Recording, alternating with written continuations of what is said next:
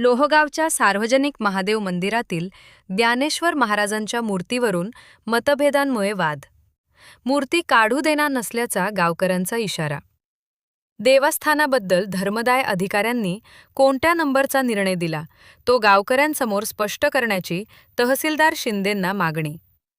दोन्ही देवांचे पूजन कायम ठेवण्यावर काही नागरिक, महिलांचे ठाम मत. लोहगाव येथील सामाजिक महादेव मंदिर व ज्ञानेश्वर महाराज मंदिर देवस्थानातील मूर्तीबाबत गावकऱ्यांमध्ये मतभेद निर्माण झाले आहेत. मंदिरात महादेवाचीच मूर्ती पूजनीय असावी आणि ज्ञानेश्वर महाराजांची मूर्ती काढावी अशी धर्मदाय अधिकाऱ्यांचे आदेश तहसीलदार शिंदे यांच्याकडे आले, अशी भूमिका गावकऱ्यांसमोर मांडली. मात्र तहसीलदार यांच्या भूमिकेला गावातील नागरिकांनी तीव्र विरोध दर्शवित आम्हाला दोन्ही देवांचे दर्शन व पूजन हवे असून ज्ञानेश्वर महाराजांची मूर्ती काढू देणार नाही, अशी भूमिका गावातील जनतेने घेतली.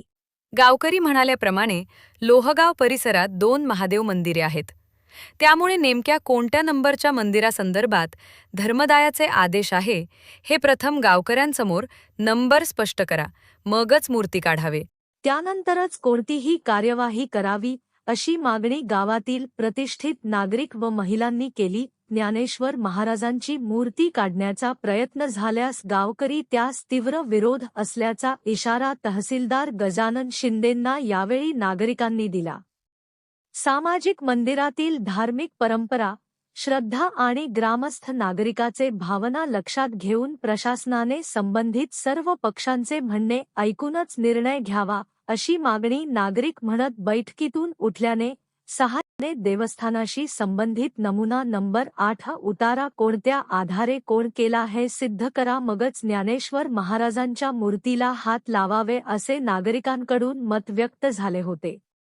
यावेळी लोहगाव ग्रामपंचायतचे ग्रामविकास अधिकारी PD वाघमारे, सहाय्यक पोलीस निरीक्षक हाराळे, नाईनवाड मामा, दिलीप पांढरे यांच्यासह सामाजिक कार्यकर्ते व नागरिक, महिला मोठ्या संख्येने उपस्थित होते.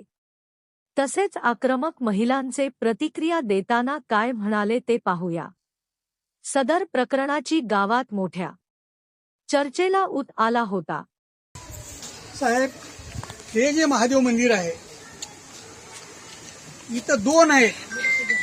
श्री महादेव मंदिर संस्थान लोहगाव आणि सार्वजनिक महादेव मंदिर संत ज्ञानेश्वर मंदिर लोहगाव अशा पद्धतीचे 2 या ठिकाणी आहेत.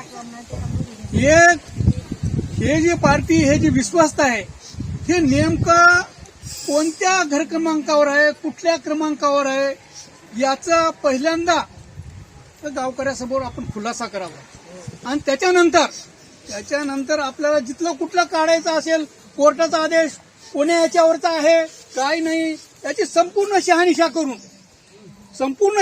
करून आपण काढण्याचा प्रयत्न करावा. आधी याचा खुलासा तुम्ही गावकऱ्यापुढे करावा लागेल. हे मंदिर कोण्या याच्यावर आहे, ठीक आहे, लक्षात आणि हे जे काही मुद्दा मांडलेला आहे हा मुद्दा आमच्या अधिकार क्षेत्रात येत नाही. हा मुद्दा येतो, ऐका ना, हा मुद्दा येतो ज्या माननीय धर्मदाय आयुक्ताकडे प्रकरण चाललं, ज्यांनी आदेश दिला त्यांच्याकडील सुनावणीच्या वेळी हा मुद्दा उपस्थित करणं योग्य राहिलं असतं.